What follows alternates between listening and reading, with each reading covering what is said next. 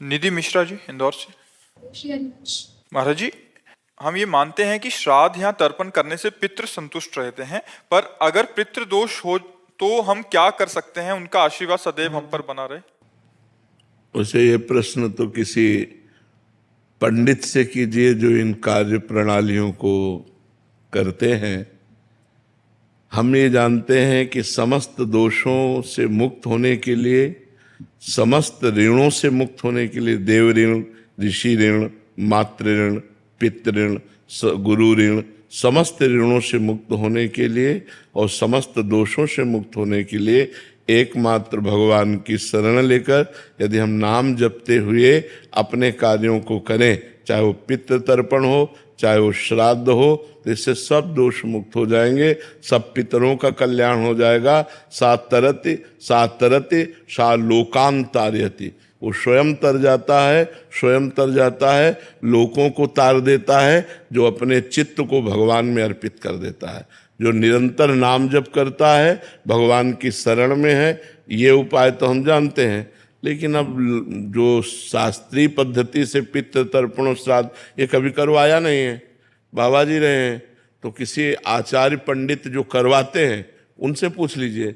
और अगर सबका टोटल पूछ रहे हो कि कैसे कल्याण हो, तो एक उपाय है, सर्वधर्मान परित्यज्य मामेकम शरणम ब्रज अहम त्वाम सर्व पापेभ्यो मोक्षयिष्यामि मा शुचा। भगवान कह रहे हैं, राष्ट्रपति हैं, मुकदमा हार गए, फांसी की सजा हो गई, तो एक उपाय है, राष्ट्रपति माफ कर सकता है, दूसरा ले। तो भगवान अखिल ब्रह्मांडों के अधिपति हैं, उनकी शरण में होकर नाम जप किया जाए, सर्व मंगल हो जाएगा, सर्व मंगल हो जाएगा। तो इसलिए हमारे तो यही उपाय पता है।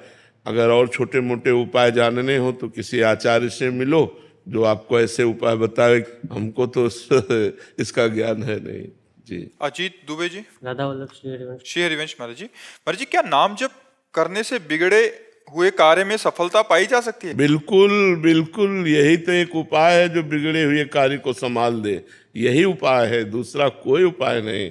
भगवान का नाम जब सब बिगड़ी बना देता है, आप जप के देख लो।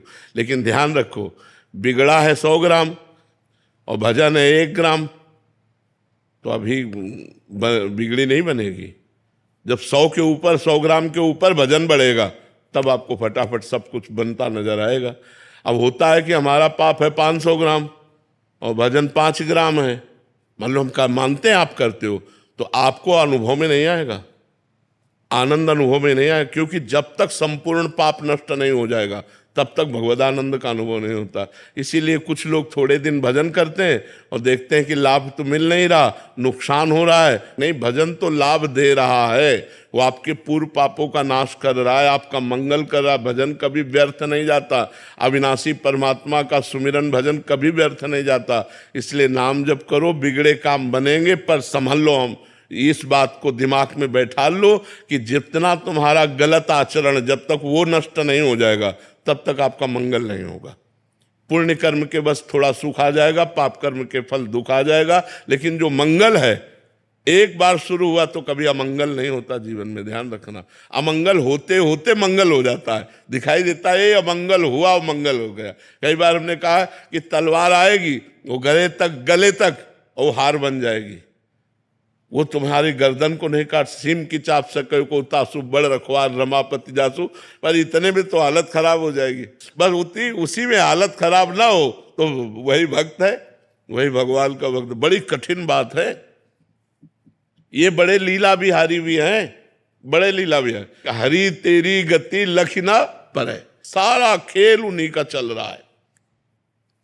ऐसे हो जाओ और भगवान का भजन करो तो निकल जाओगे। नहीं, ऐसी ऐसी समस्याएं, ऐसा प्रपंच, ऐसी माया की दुर्गति किए हुए जीव की दुर्गति की, थोड़ी थोड़ी सी इंच इंच जगह में भाई भाई को मारे डाला, थोड़ी सी वासना में पति पत्नी के बीच में मन मुटाव, पति पत्नी की हत्या, क्या क्या सब संसार में हो रहा है। अरे भगवान की शरण में हो जाओ, बुद्धि शुद्ध हो जाए तो बच जाओ, नहीं पता नहीं कौन सा पाप कहाँ करवा दे माया।